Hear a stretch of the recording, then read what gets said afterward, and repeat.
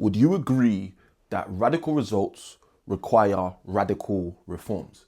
Because if you do agree, then a core question that we should probably ask ourselves today is, how radical is what you actually desire?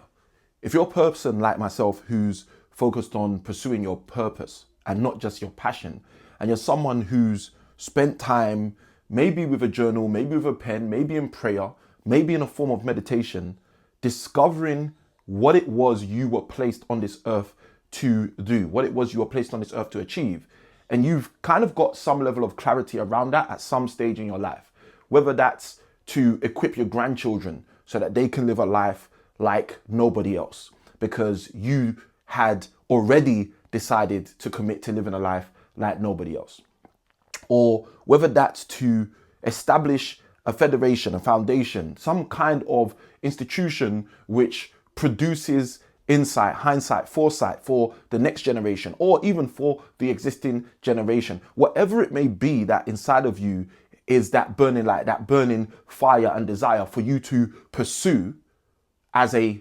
purpose, not just a passion. The question is, how radical do you see that? How radical do you see that as a result, as an outcome, as a byproduct of the action that needs to be taken in order for that to be achieved? Now, the reason that's such an important question, because if we do believe that radical results are a result of radical regimes or radical routines or radical reforms, then a question we have to ask ourselves is, how radical is what we desire? Because if we don't believe that what we desire to achieve is radical, if it isn't radical, let's just keep it real. If it isn't even radical, before we even get into if we don't believe whether it's radical, if it isn't actually radical, then surely we're not going to take up the appropriate routines. Now, if we don't believe it's radical, equally, we won't even be interested in the process of taking up those routines. And this is the reason why I wanted to do this video today, because I've often seen people complain about the fact that they haven't gained momentum in the thing that they want to achieve. But the reality is, if radical results are a basic byproduct, a basic outcome, are a production of radical reforms, then if we don't take radical reforms, we're never going to change the norms. If we don't take these radical steps, we're not going to end up having extreme biceps, for example, right? Because it takes input in order to create output, and it's the question around the output that most people focus on. Most people focus on the trees and the fruit, but never actually realize that in order to get such fruit, we must first have to actually only focus on the root. And this is the exact same thing.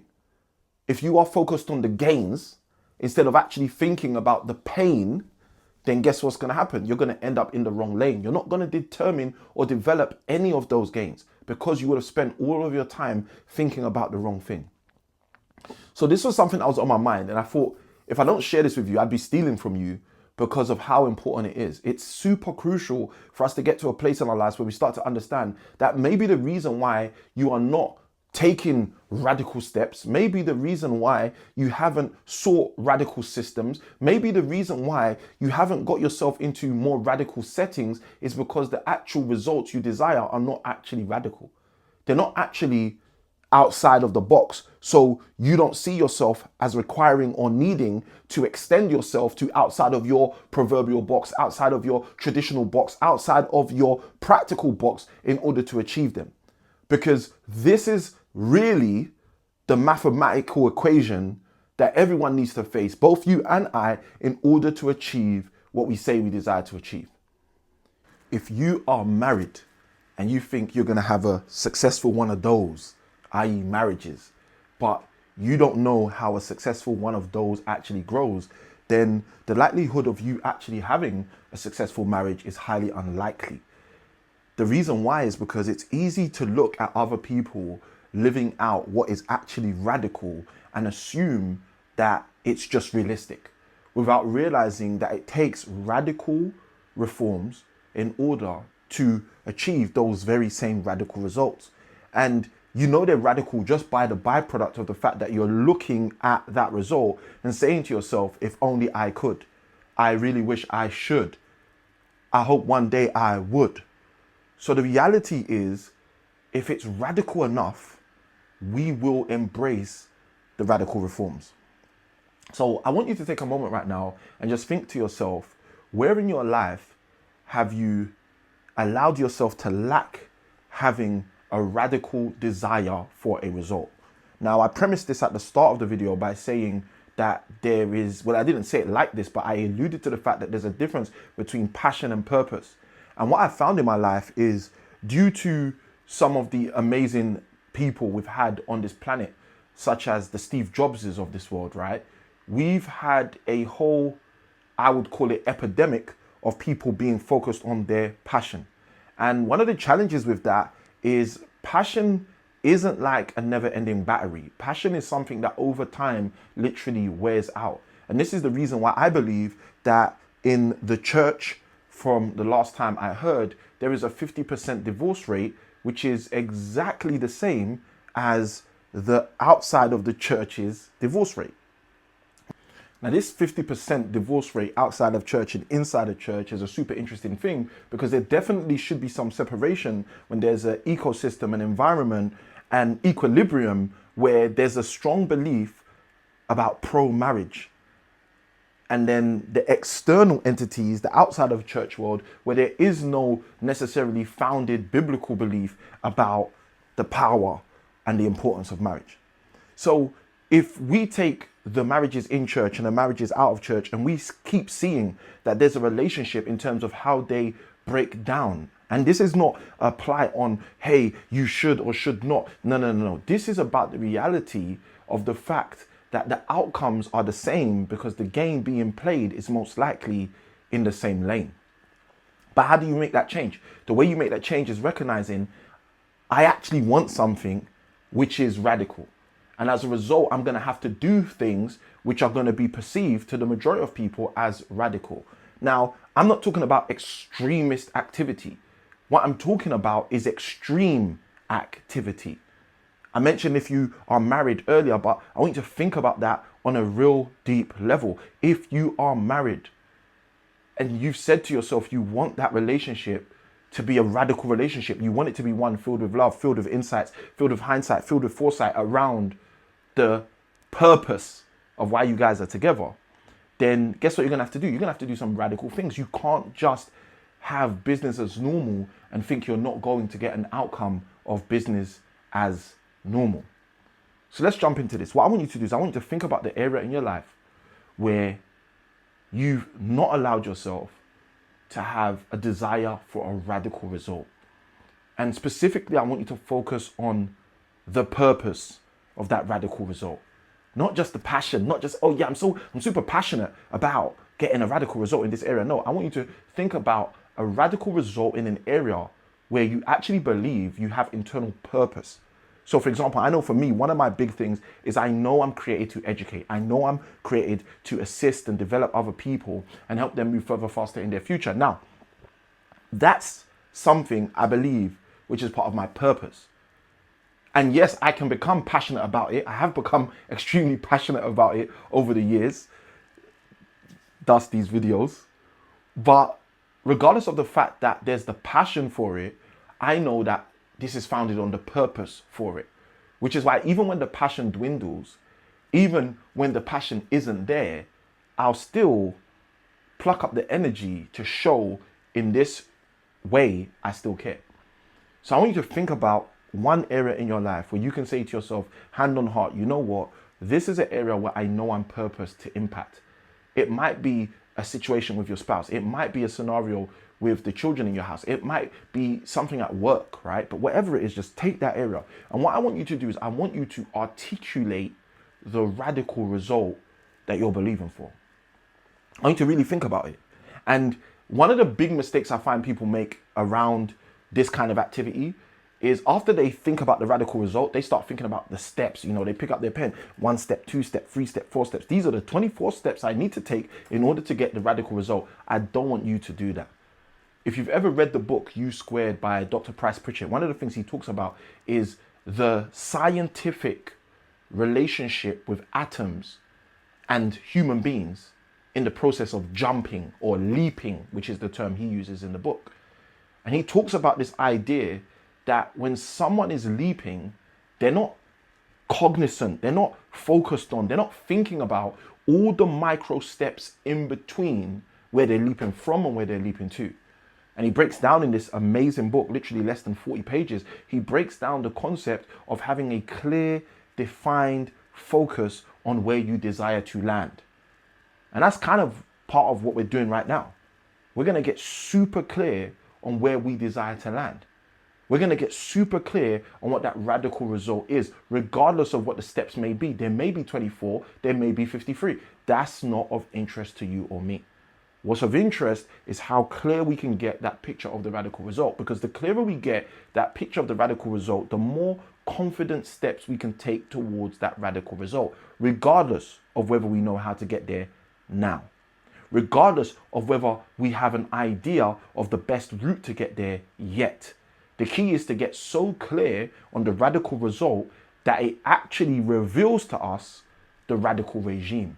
It literally reveals to us the radical routine. It starts to open up our reticular activator, the part of our mind that spots patterns and shows us the simple path in order for us to get this, what some people might call a ridiculous result. All right. And it's only ridiculous to them because it's something they haven't worked on getting.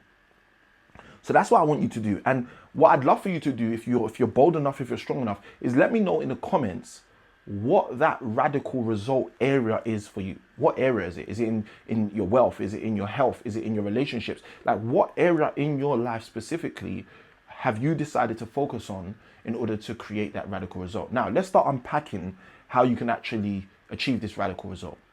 There's 3 things I'm going to share with you, which I think are going to be super valuable for you the moment you've done this simple task and clearly outlined the area and then specifically the radical result you desire in that area. Here's the first thing.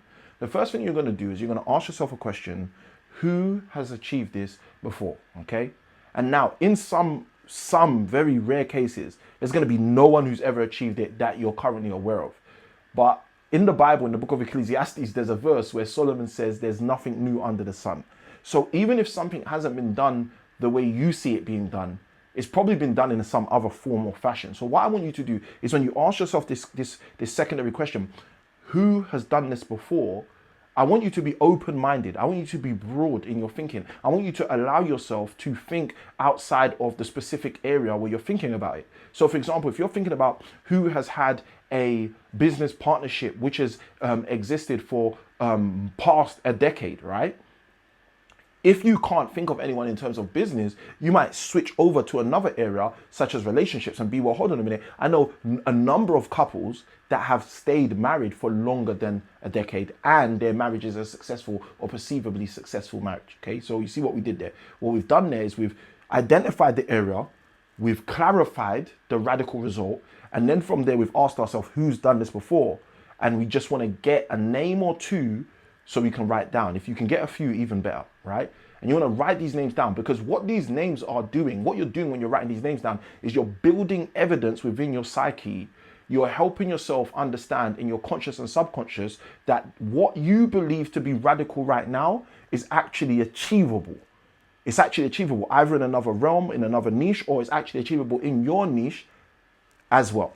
Okay, and you're just bringing in that scripture in 4 dimension that there's nothing new under the sun. This isn't new.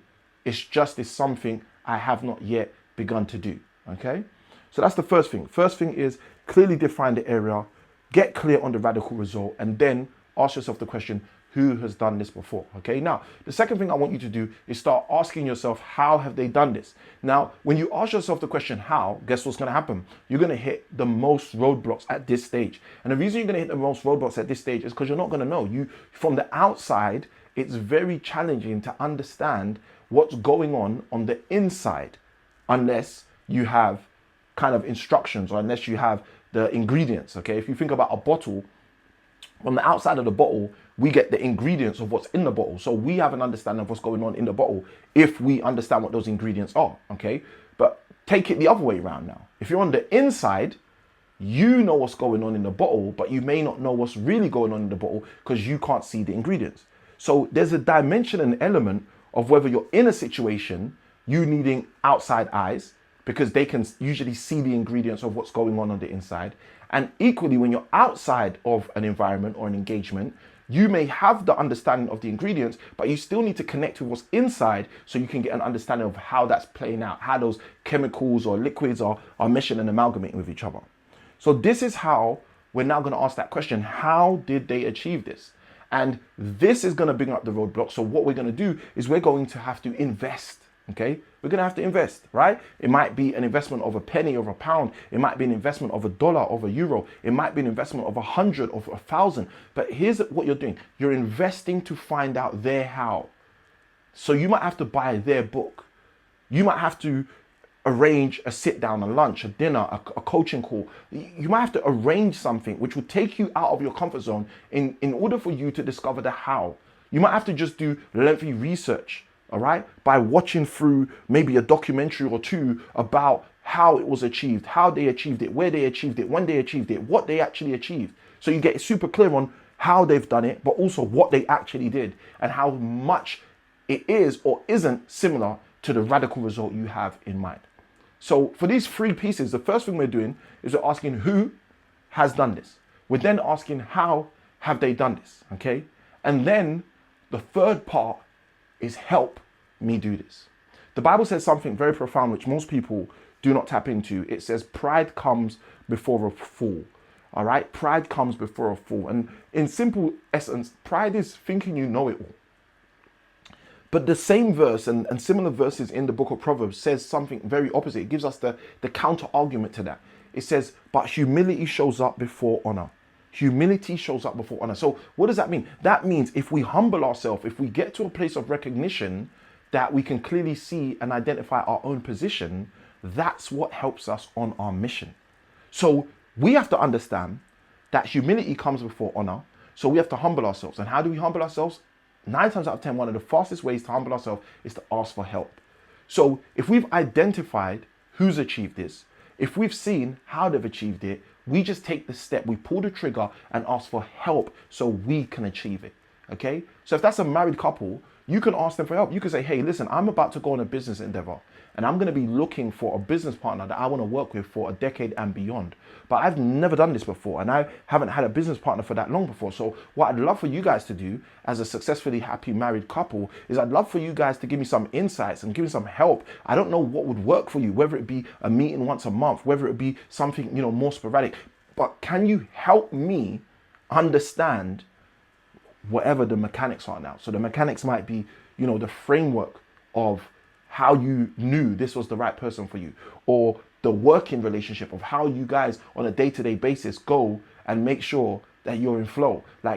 All of the mechanics of what you need additional support with, this is where it comes out in the dialogue. Now, that's going to wrap us up for this one. If you got value from this video, hit the like. You know what to do if you want to get more of this from me for you, then just subscribe. And then side by side with that, remember that small keys open big doors, and maybe go watch one of the other videos that I've recorded on this daily video series to help you move further faster in your future. And if you got super value from this, then share to show you care by sharing this video with someone else out there. Good day, God bless. Sami I can win. Let's go.